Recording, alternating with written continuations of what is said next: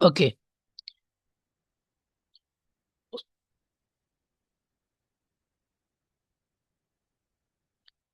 उसके अलावा जो बैंड सिक्स के कुछ ट्रैप्स होते हैं, उसमें ये होता है कि हम जो अपना आइडिया है उसको रिपीटेटिवली स्टार्टिंग से एंड तक बताते रहते हैं, एक ही आइडिया को बताते रहते हैं।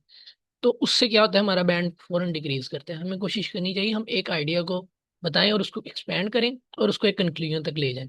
और जो क्वेश्चन में जितने भी पॉइंट्स डिस्कस हुए हैं उन सबको डिस्कस करें वन बाय वन।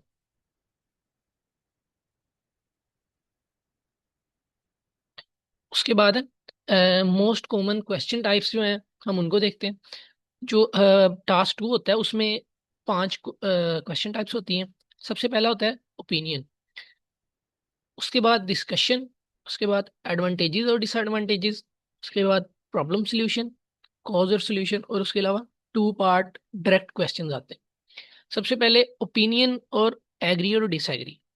अगर आप क्वेश्चन देखेंगे पांचों टाइप्स के, तो आप इजीली ये पता लगा सकते हैं कि ये क्वेश्चन किस टाइप का है।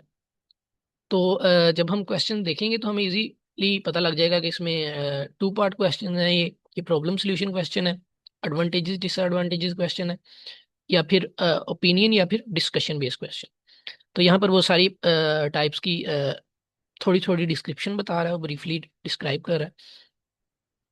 मिसाल के तौर पर टाइप वन में ओपिनियन क्वेश्चन है, वो बताता है जो भी ओपिनियन बेस्ड क्वेश्चन होगा तो उसमें ये लाइन जरूर लिखी आएगी, to what extent do you agree or disagree. तो इसमें हम अपना ओपिनियन ऐड करते होते हैं। इसमें हमें क्या करना चाहिए कि जो भी हमारा ओपिनियन हो, हमारी पोजीशन हो, उसको हम क्लियरली असेस करें इंट्रोडक्शन में, और उसके बाद आगे एस्से में भी, कि मैं ये चीज मानता हूँ, और दूसरा जो एस्पेक्ट है उसको भी डिस्क्राइब करना चाहिए। उसके अलावा जो बॉडी पैराग्राफ लिखे हैं हम उसमें अपनी एक्सप्लेनेशन दें, जैसे हमने पहले स्ट्रक्चर की बात की थी। एक्सप्लेनेशन का मतलब ये होता है कि हम एक्सप्लेन करें अपने आइडिया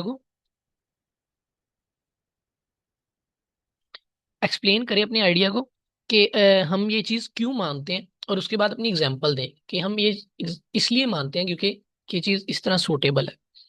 उसके अलावा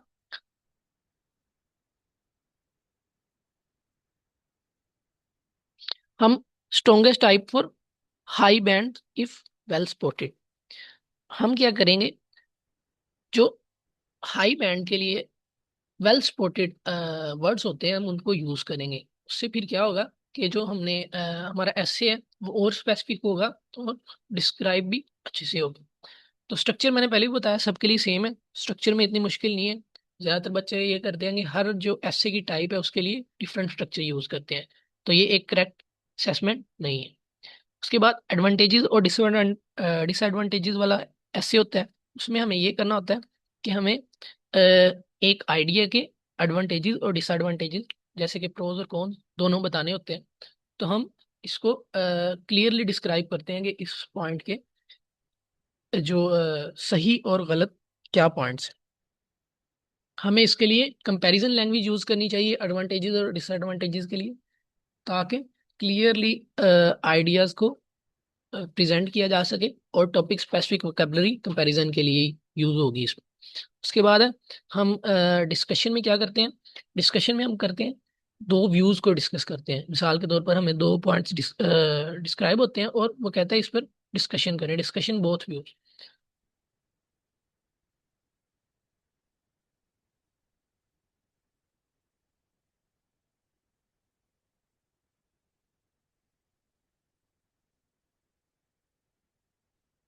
जी मैम सबा, ये स्लाइड्स मैं शेयर कर दूंगा गूगल शीट पर, वहां से आप ले सकते हैं। उसके बाद हम दोनों व्यूज को डिस्कस करेंगे, और हम जो सबसे पहले इंट्रोडक्शन में दोनों व्यूज का ओवरव्यू देंगे, उसके बाद बॉडी पैराग्राफ में दोनों को डिस्कस करेंगे वन बाय वन।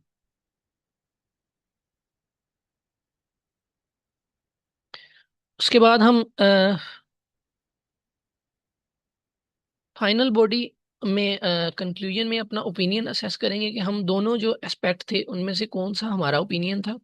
और ये शो करना इसलिए ज़रूरी होता है कि हमारी जो क्लियर पोजीशन है वो भी डिस्क्राइब हो जाए, और क्लियर पोजीशन से हमारा बैंड क्लियरली इंक्रीज करता है क्योंकि हमने एक पोजीशन ले ली होती है।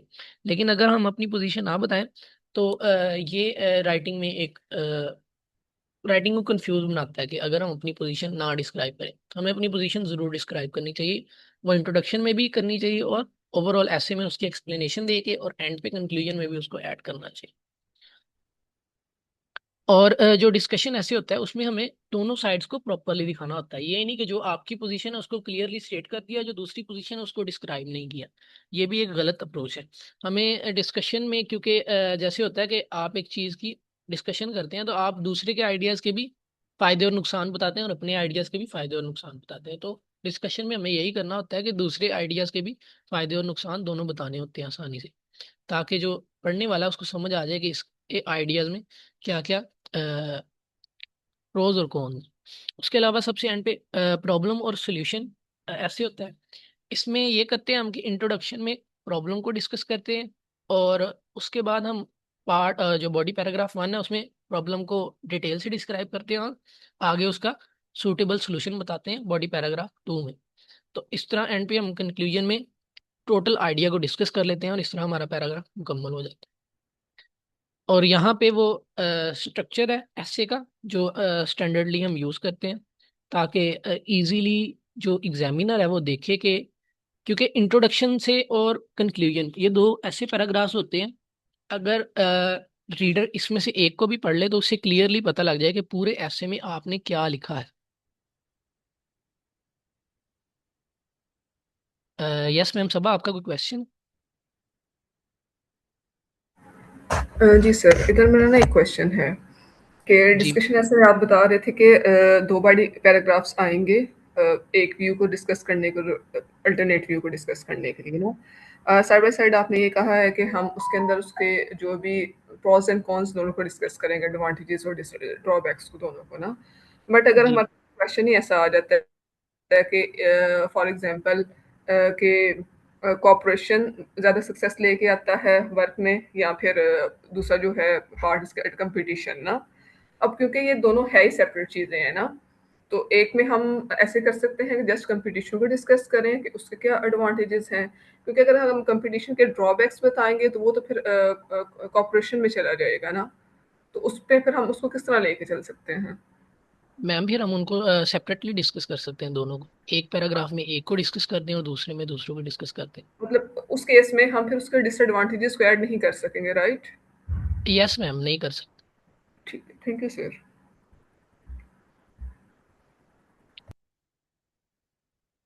ओके, अब हम अपने स्ट्रक्चर की तरफ चलते हैं। हमारा अगर किसी को कोई भी क्वेश्चन हो तो वो माइक अनम्यूट करके पूछ सकते हैं। उसके अलावा हम स्ट्रक्चर की तरफ चलते हैं। हमारा जो स्ट्रक्चर है वो 4 पैराग्राफ्स का होता है।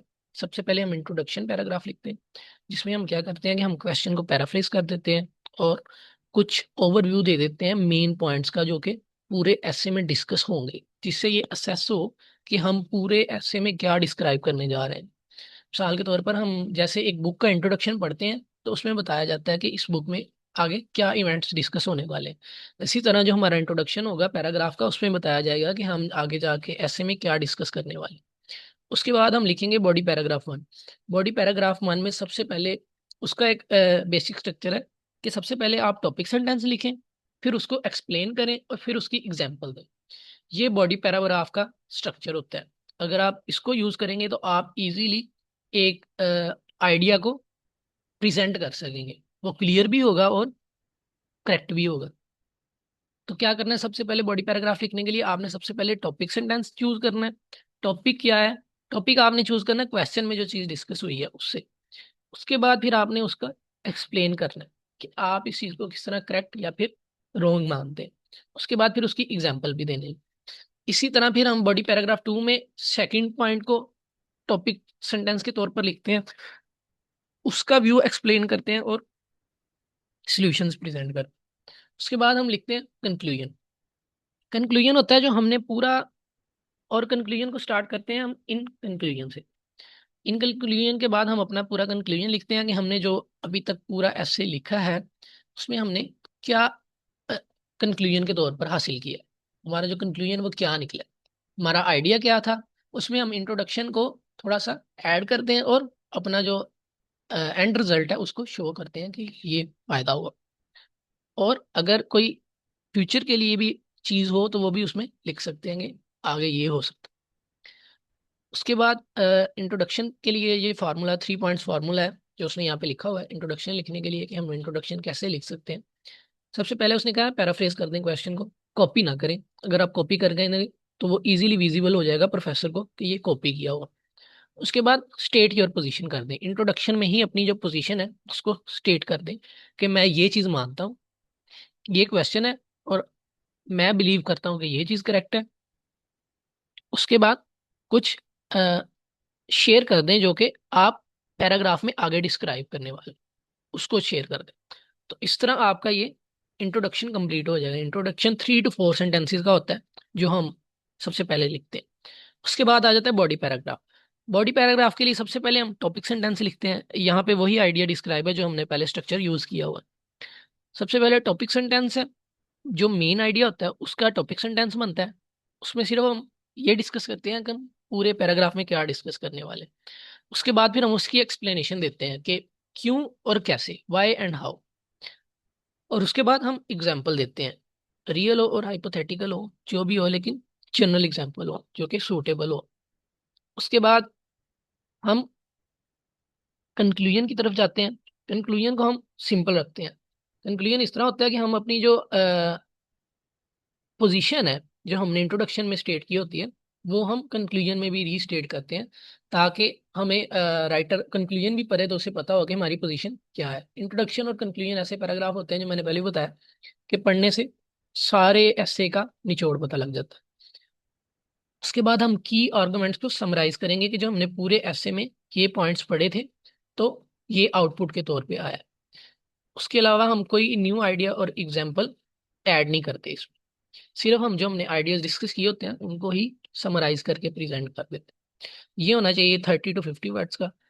अच्छा, अगर आप ये सारे वर्ड्स को काउंट करें तो ये 250 से अबव बनेंगे। तो आप इस लिहाज से अपना आइडिया बना सकते हैं कि हम कितने सेंटेंस को कितने वर्ड्स में लिखेंगे। जैसे कि इंट्रोडक्शन में 40 to 60 वर्ड्स होते हैं, और बॉडी पैराग्राफ में एक बॉडी पैराग्राफ में 80 to 100 वर्ड्स होते हैं, और कंक्लूजन में 30 to 50 वर्ड्स होते हैं। इस तरह ये सारे अगर मिक्स करें तो ये 280 से अबव बन जाते हैं, जो कि हमने स्टार्टिंग में एम किया था कि हम 280 to 270 वर्ड्स लिखेंगे। अगर तक यहाँ तक अगर किसी का कोई क्वेश्चन है तो वो पूछ लें।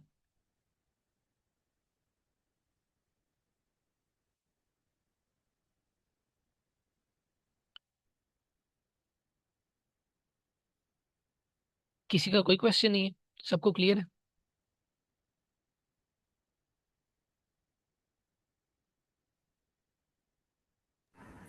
No, sir, all good. Okay.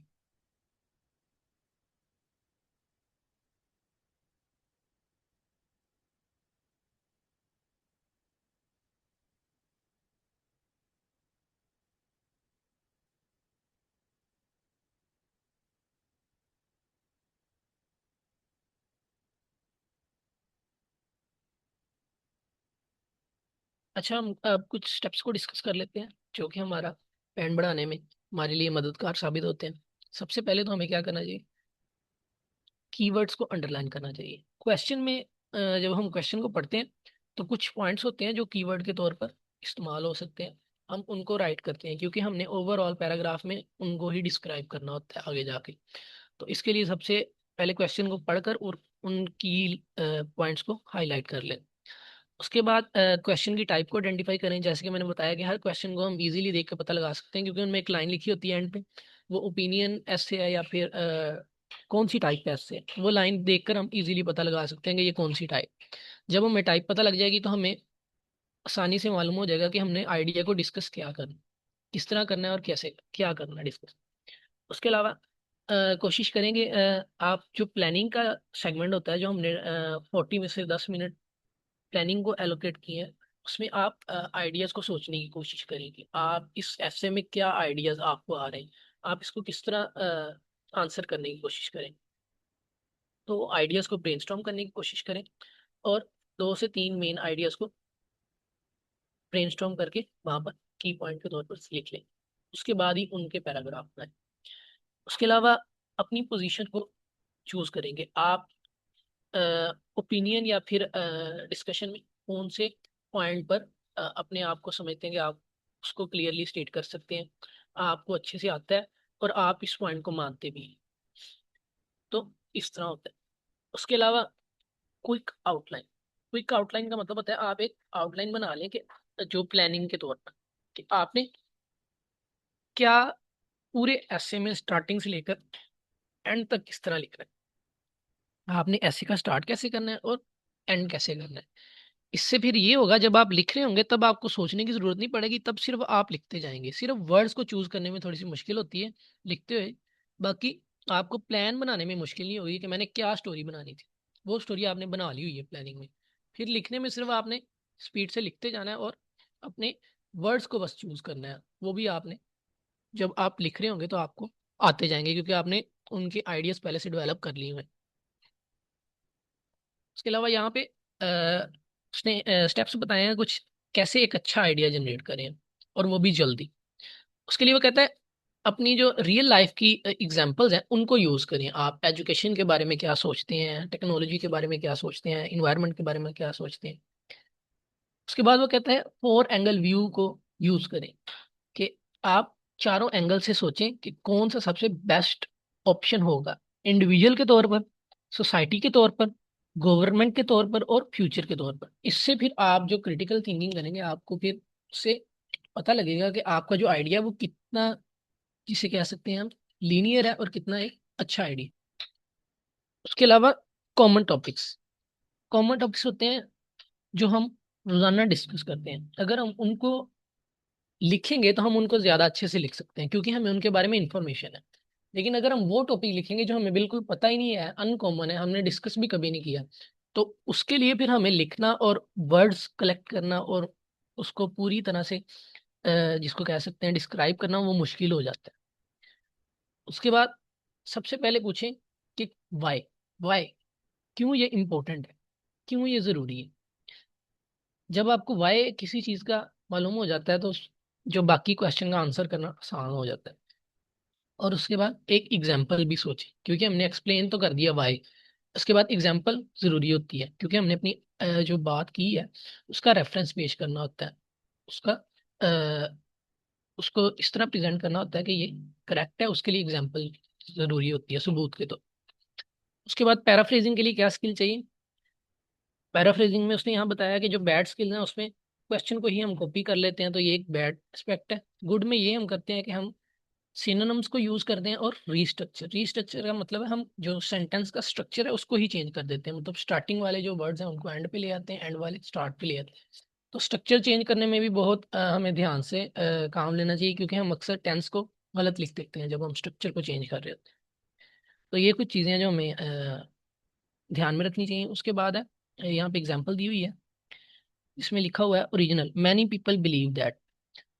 और उसके बाद पैराफ्रेजिंग की हुई है a large number of individuals argue that. और ये दोनों क्वेश्चन ये पैराफ्रेज किया हुआ है, तो इस तरह करेक्टली हम पैराफ्रेज कर सकते हैं।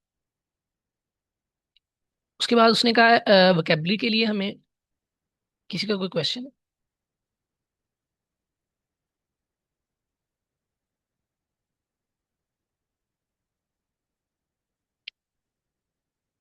ओके, वोकेबलरी के लिए डूज और डोंट्स क्या होने चाहिए हम उनको डिस्कस करते हैं। सबसे पहले तो ये है कि हमें जो टॉपिक की स्पेसिफिक वोकेबलरी है उसको हम यूज करेंगे, लेकिन ज़्यादा कॉम्प्लेक्स वोकेबलरी को हमें यूज़ करने से ग्रेस करना चाहिए क्योंकि फिर हमें कॉम्प्लेक्स वोकेबलरी का पता नहीं होता कि वो करेक्टली कहाँ पे यूज़ हो सकती है, अक्सर हम उसे गलत यूज़ कर लेते हैं।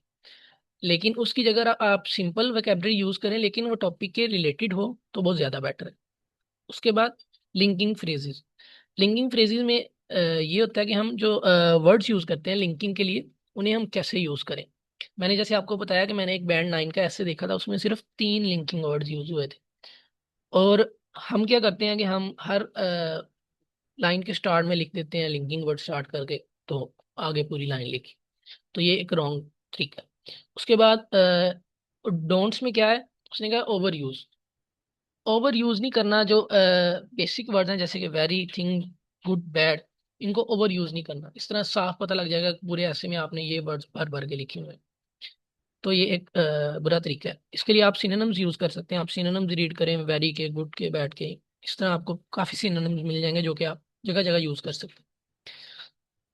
लेकिन हाँ, ज्यादातर वर्ड्स आप रिपीट कर सकते हैं, उसमें इतना मसला नहीं है, क्योंकि जो आर्टिकल्स हैं, दी एंड, ये सारे वर्ड जो हैं ये रिपीट होते हैं काफी हद तक, क्योंकि ये 35 to 40% हिस्सा उसका ऐसे का यही होता है। लेकिन जो ज्यादातर वर्ड्स हैं जो कि हम स्पेसिफिक होते हैं, उनको हम चेंज करके लिखते रहे तो कि एक गुड एस्पेक्ट। उसके अलावा कोर्स एडवांस वर्ड्स, हमने कुछ न्यू वर्ड सीखे होते हैं, न्यू न्यू, तो हम उनको कोशिश करते हैं कि यूज करते रहें, करते रहें, करते रहें, क्योंकि हमें वही याद आ रहे होते हैं बार बार। तो इसके लिए जरूरी है कि हम जो एडवांस्ड वर्ड फोर्सली ना यूज करें।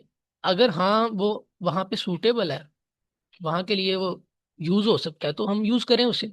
लेकिन अगर नहीं यूज होता तो हम उसे फोर्सली वहां पे भर ना दें, क्योंकि जब एग्जामिनर देखेगा तो उससे तो फौरन समझ आ जाएगी, क्योंकि उसने रोज हजारों ऐसे चेक करने होते हैं, क्योंकि उसका काम ये है एग्जामिनर के तौर पर। तो उसको फौरन समझ आ जाएगी कि ये जो वर्ड है उसने यहाँ पे फोर्सली ऐड किया हुआ, इसकी यहाँ पर कोई गुंजाइश नहीं थी बनती। उसके अलावा ईडियम्स और स्लैंग्स, ये नहीं हमें ऐड करने चाहिए, मैंने पहले भी बात की हुई है। तो हमें इनसे गुरेज करना चाहिए।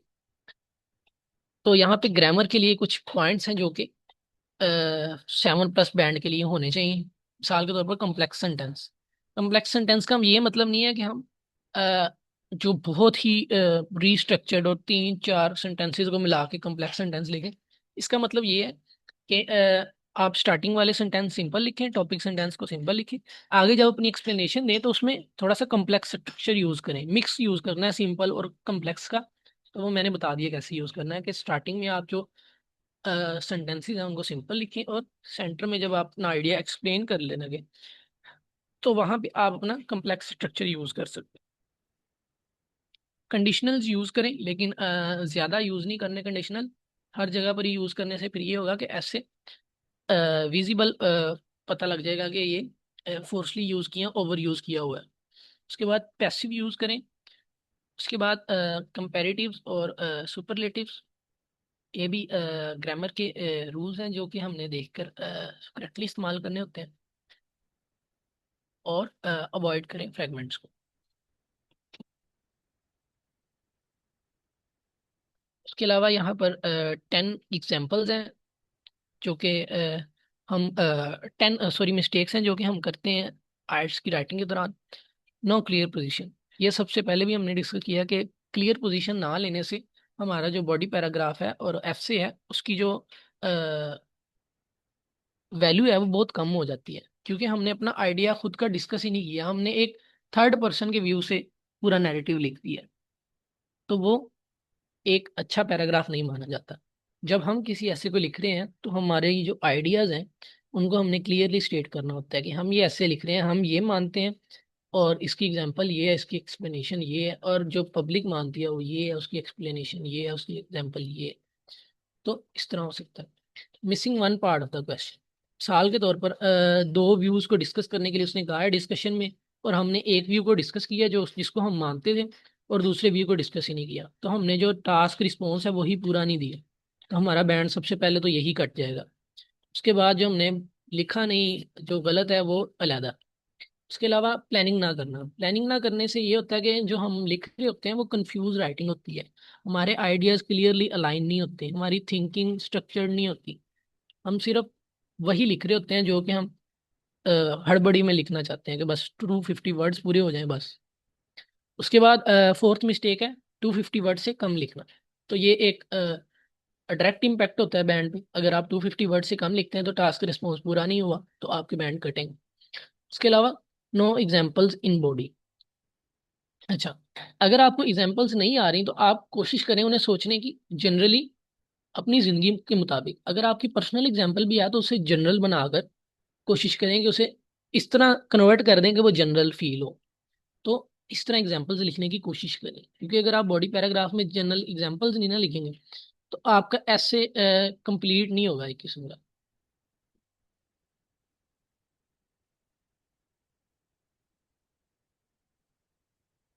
यस सर, अब्दुल रहमान, आपका कोई क्वेश्चन? नहीं सर, मेरा क्वेश्चन है, मैं यहाँ पे ये ऐड करना चाहता हूँ कि जनरल एग्जांपल को एक पर्सनल एग्जांपल को हम जनरल एग्जांपल कैसे बनाते हैं, अगर आप इजाज़त दें तो। Yes sir. अच्छा, तो इसमें ना फॉर एग्जांपल अगर हम कोई एग्जांपल लिखते हैं कि पर्सनल एग्जांपल, मैं अभी एक एग्जांपल बोलता हूँ कि मेरा जो कज़न है ना, एक क्वेश्चन है उसके अंदर इंजीनियर्स के बारे में। तो हम इसमें लिखते हैं पर्सनल एग्जांपल जो हमारे जहन में आती है कि मेरा एक कज़न है जो सॉफ्टवेयर इंजीनियर है, तो वो ये काम करता है, उसको ये लॉस हुआ। अपने हम आइडिया को सपोर्ट करने के लिए एग्जांपल दे देते हैं। तो ये जो सी है ना, ये पर्सनल एग्जांपल में आती है। अब इसी पर्सनल एग्जांपल को ना हम कन्वर्ट कर देते हैं जनरल एग्जांपल में, सिर्फ एक चीज़ के साथ कि हम मेरे कज़न की बजाय कह देते हैं many engineers in our country. हम कंट्री का नाम ले लेते हैं, ये फॉर एग्जांपल पाकिस्तान, और हम माई की जगह कह देते हैं मैनी। ठीक है, तो सिंपली हम ऐसे कह देते हैं कि जो काफ़ी ज़्यादा इंजीनियर है ना हमारी कंट्री में, many engineer in our country are facing this issue. तो इस तरह हम पर्सनल को जनरल में तब्दील कर देते हैं इन एग्ज़ाम। तो यही मैं बस ऐड करना चाह रहा था। तो इस तरह कोई भी एग्जांपल अगर वो कोई क्वेश्चन होता है कि वो कहता है, अभी मैम सबा ने भी क्वेश्चन किया था जो सा था, आई थिंक कोऑपरेशन का और जी जी, उन्होंने। कोऑपरेटिंग वर्किंग का, टीम वर्क का आई थिंक था। Competition and team work. Competition का फॉर एग्जांपल, तो आप कंपटीशन का ये कह सकते हैं कि फॉर एग्जांपल उसने कहा कि कंपटीशन होना चाहिए। फॉर एग्जांपल क्वेश्चन है कि चिल्ड्रंस के दरमियान अगर कंपटीशन हो तो वो ज़्यादा पढ़ते हैं। तो आपने इसको डिफाइन करना है, तो आप ऐसे भी कह सकते हैं अगर पर्सनल एग्जांपल दें कि मेरे जो दो कज़न हैं, ये उनके दरमियान कंपटीशन था तो एक के नंबर ज़्यादा आ गए, दोनों के नंबर, दोनों ने कोशिश की ज़्यादा लिए। ये थी पर्सनल एग्जांपल। आप इसको चेंज कर सकते हैं जनरल के अंदर बाय यूजिंग मैनी, और ज़्यादा लोगों के बारे में एग्जाम्पल वही रहेगी जो आपके जेहन में पर्सनल वाली आई है। ठीक है, उसको हमने बस ये कह देना है कि many schools, many children in schools taking a competition so they can get high marks. इस तरह से हम ना अपनी पर्सनल एग्जाम्पल को जनरल में तब्दील कर देते हैं। सो बस यही था। अगर किसी का इसमें कोई क्वेश्चन है तो वो पूछ सकता है, अगर किसी को कोई समझ नहीं आई इसमें।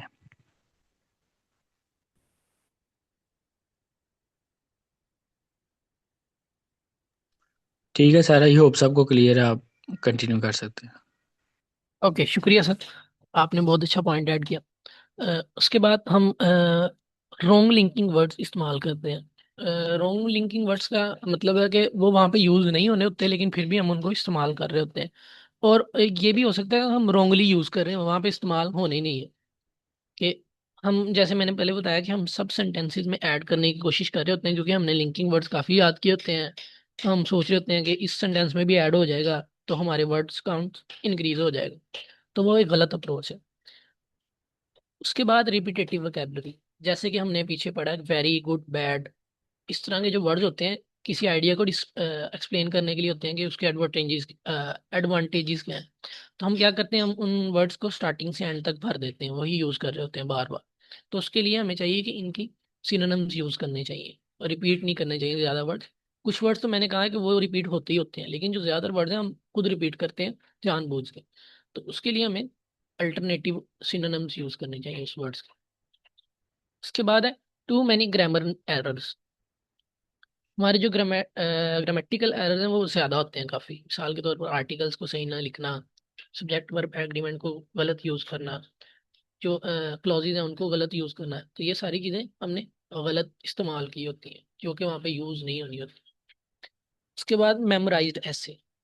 अच्छा, मेमोराइज्ड ऐसे का मतलब है कि आप एक एग्जाम्पलरी ऐसे याद करके, और आपने जब उसको लिखने की कोशिश करनी है ना, तो इसमें बहुत ज़्यादा ये होता है कि आप कोई ना कोई पॉइंट मिस करते हैं। क्योंकि ये हो नहीं सकता कि आप एक ऐसे को इतने ज्यादा ऐसे हैं आप सबको मेमोराइज करके जाएं, या फिर आप कुछ को भी मेमोराइज करके जाएं और फिर जब आप उसको लिखें तो आपसे कोई पॉइंट मिस ना हो। और जब वो देखेगा एग्जामिनर, तो वो उसको इजीली ये पॉइंट समझ आ जाएगा कि इसने ऐसे याद किया हुआ था और ये पॉइंट इससे यहाँ पे मिस हो गया। तो वो आपका बैंड बहुत ज्यादा गिरेगा उससे। तो फिर उससे उसमें हमसे गलतियां भी काफी हो जाती हैं जब हम मेमोराइज ऐसे लिखते जाते हैं। तो हमें कोशिश करनी चाहिए कि हम मेमोराइज ऐसे ना लिखें। हम खुद के आइडियाज को डिस्कस करें और उनको इलेबोरेट करके बताएं। उसके अलावा हमारा जो प्रॉब्लम और सॉल्यूशन ऐसे में है, उसमें अपना ओपिनियन ऐड करना। अच्छा, प्रॉब्लम और सॉल्यूशन ऐसे में होता है कि हम अपना ओपिनियन जो होते हैं उसमें ऐड करने की जरूरत नहीं होती, हम सिर्फ प्रॉब्लम और सॉल्यूशंस को डिस्कस कर रहे होते हैं। तो उसमें जब हम अपना ओपिनियन ऐड करेंगे तो वो एक उसका जो बेसिक स्ट्रक्चर है उसको वो इनकरेक्ट कर देगा, कि हमें सिर्फ डिस्कस करनी थी प्रॉब्लम्स और सॉल्यूशन को, हमने अपना आइडिया भी इसमें एंटर कर दिया, हालांकि वो डिस्कशन या ओपिनियन ऐसे नहीं है। तो फिर ये एक मिस्टेक होती है। इसके लिए हमें चाहिए कि सिर्फ हम ओपिनियन और डिस्कशन ऐसे में अपना ओपिनियन ऐड करें, और एडवांटेजेस और डिसएडवांटेजेस में अपना ओपिनियन, और सॉरी प्रॉब्लम और सॉल्यूशन ऐसे में अपना ओपिनियन ऐड ना करें। इसके सिर्फ प्रोज और कॉन्स को डिस्कस करें, और सॉरी प्रॉब्लम और सॉल्यूशन को डिस्कस करें, और उसके बाद एंड करें।